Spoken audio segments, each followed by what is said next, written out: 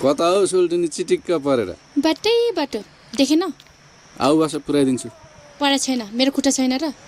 तेरो खुट्टा काँधमा राखेर आराम गर्न त हैन हो दाइ यो घोडा है खच्चड हो राग भाइ दाजुभाइ भनेको त मर्दा पर्दा चाहिने चिज हो मामा मावली पनि त चाहियो नि ऊ ल हेर न यसले बोलेको ढङ्ग होइन तँलाई यसरी सधैँभरि बाङ्गो बाङ्गो मात्रै बोलेर तेरो जुनी चल्छ खै अहिलेसम्म चलिरहेछ त होइन मैले कस्तो चाहिँ छोरा जन्माएछु तिम्रो छोरो हिरो छ त चैतमा रोपेको बिउ यस्तै त हुन्छ नि तँ के हेरेर बस्यो टल्ल परेर खाना भात चिसो हुन्छ खान्न जन्मेदेखि खाएको भात कति खानु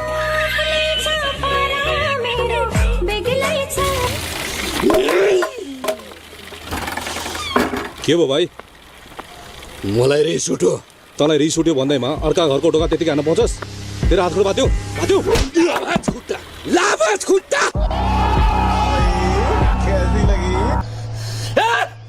हात छोड साला पातकी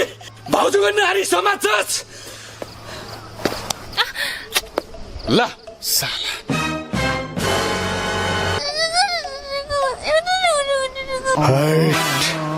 गम्मै जुटो हाल्यो त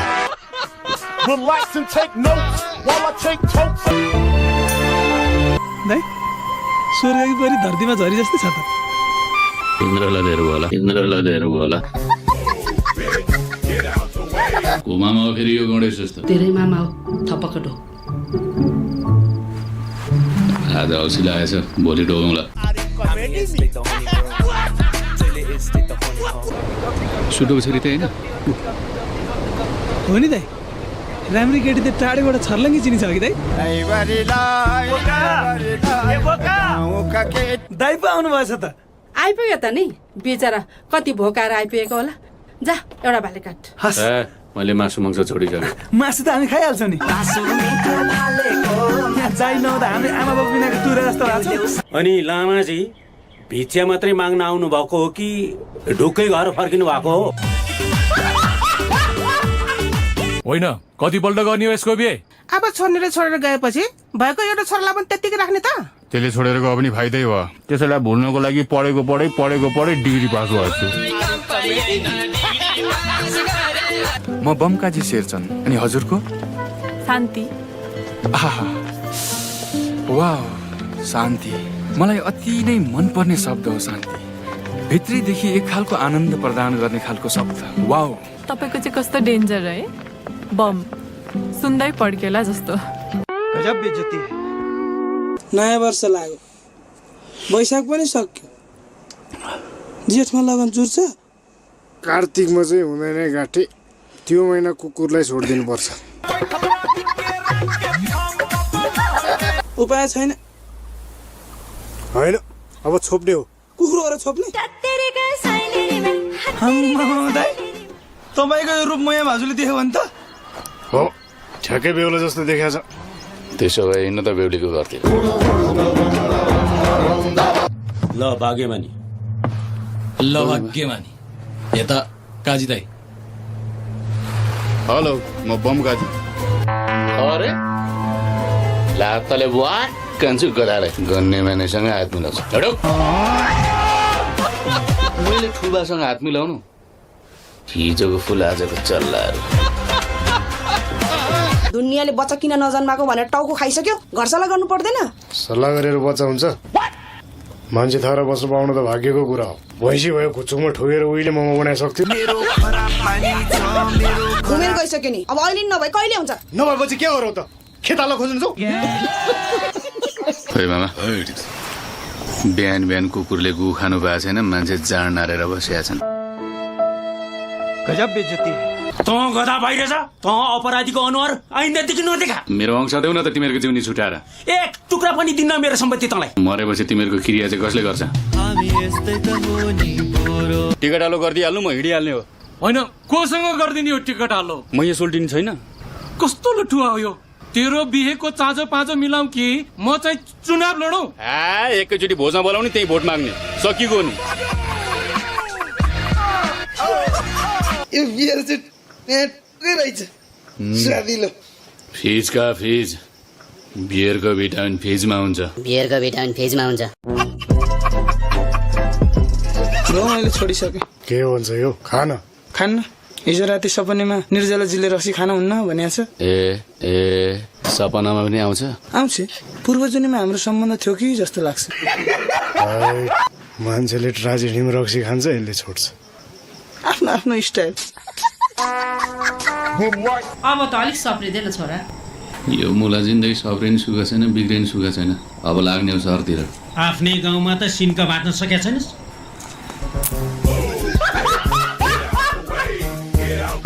सहर गएर के गर्छस् व्यापार गर्छु के को व्यापार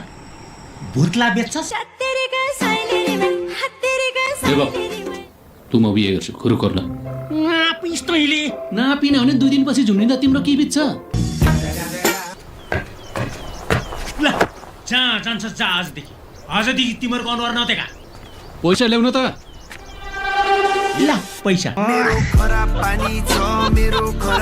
तपाईँले मन परा केटी जातिको सबैको आमा यति साह्रो छुच्ची किन हुन्छन् हौ छोचीको छोरी मनपर्छ त के गर्नु सन्त्याल कुन देशको टुरिस्ट लिएर हिँडेछौ घुमाउन यता काजी काजी काजी त म पनि काजी नै हो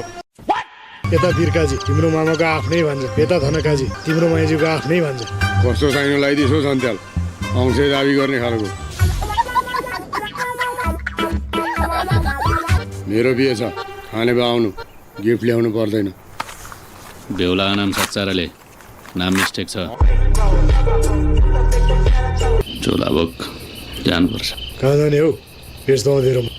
के को उज्यालो के को अँध्यारो जिन्दगी नै अँध्यारोमा डुबिसक्यो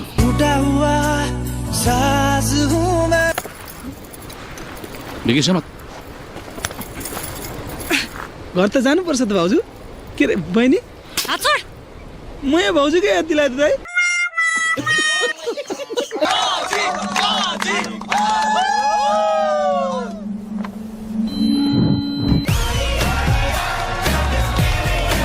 चुनाव त जसरी जित्छौ भनिस् कसरी जित्नुहुन्छ हौ मामा आफै भोट हालेर जित्ने 50,000 भोट ल्याएर जित्छु पुरै जिल्लामा 8,000 भोट होला के हो यो पातकी बुढा भन्जालाई घुस्काउँछ है बहिनी कति आउला छ यहाँ 3वटा ल तिम्रो छोरै हुन्छ तेरो आसेपासे गएको त सब लिएर आइज यही कुर्छु म तेरो शाखा सन्दन सबै लिएर आइज म बाटोमा कुर्छु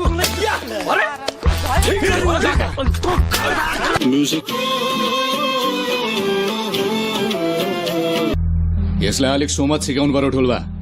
सहर बसेर निकै बोसो लागेर छ म के भन्नु सबैको सामुन्ने यसले आएर मेरो खुट्टामा टाउको राखेर माफी मागोस् होइन भने भिड्नु आओस् हिँड्ने भए आफू त उहिले रेडी हो